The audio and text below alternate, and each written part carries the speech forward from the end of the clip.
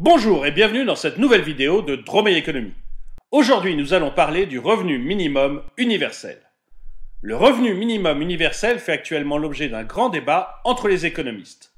Le revenu minimum universel, c'est une somme versée par l'État à chaque citoyen sans condition de ressources ni obligation de travail. Il est cumulable avec d'autres revenus comme les salaires. Le revenu minimum universel, vous le toucheriez que vous soyez riche ou pauvre, ce qui permet d'éviter tous les effets de seuil.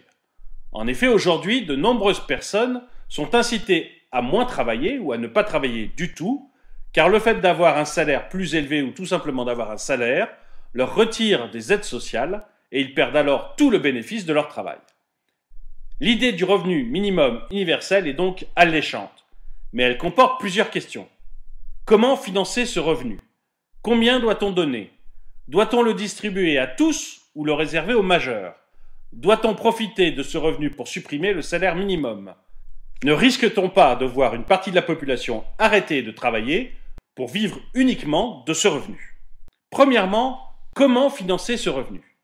Une partie des économistes suggère de financer ce revenu par un nouvel impôt.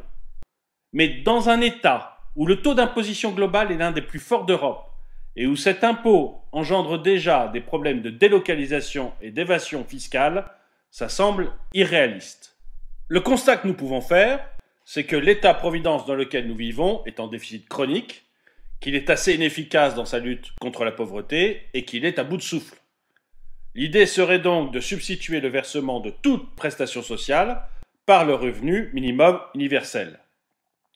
Les 630 milliards d'euros annuels de prestations sociales versées par la France seraient ainsi redistribués de façon égalitaire à ses 65 millions de citoyens. Cela permet ainsi de répondre à la seconde question, combien doit-on donner? Si vous divisez 630 milliards d'euros annuels par 65 millions de citoyens, chacun touche 800 euros par mois. À charge ensuite pour chacun de choisir son assurance santé, son assurance retraite, son école. La troisième question était, doit-on distribuer le revenu minimum universel à tous ou le réserver aux majeurs?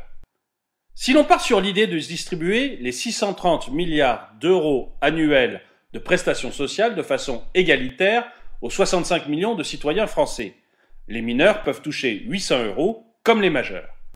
Pour les mineurs, on peut imaginer que ces 800 euros soient gardés par la Caisse des dépôts et leur soient donnés une fois adultes, ce qui leur ferait un capital de démarrage dans la vie de 173 000 euros. On peut aussi imaginer que la moitié soit versée aux parents pour payer les frais d'éducation, de nourriture, d'habillement du mineur, et l'autre moitié gardée par la Caisse des dépôts jusqu'à la majorité de l'enfant. La quatrième question est, doit-on profiter de ce revenu pour supprimer le salaire minimum? Ceux qui connaissent la chaîne savent que je n'aime pas beaucoup le salaire minimum. Mais je répondrai quand même non à cette question. Parce que si vous supprimez le salaire minimum tout en mettant en place le revenu universel, vous risquez une baisse des salaires. Le revenu universel serait alors détourné de son but premier pour devenir un outil d'aide aux entreprises. Enfin, la dernière question, le revenu universel ne risque-t-il pas d'encourager une partie de la population à ne pas travailler et à vivre uniquement de celui-ci? Eh bien peut-être. Mais c'est déjà le cas avec les aides sociales et d'autre part, avec 800 euros, lorsque vous avez payé votre assurance maladie, votre assurance retraite et l'école, il ne reste plus beaucoup d'argent pour vivre. Les profiteurs seraient donc marginaux. Merci à tous d'avoir suivi cette vidéo, mettez-lui un grand pouce vers le haut, partagez-la, abonnez-vous et suivez-nous sur Twitter et sur Facebook.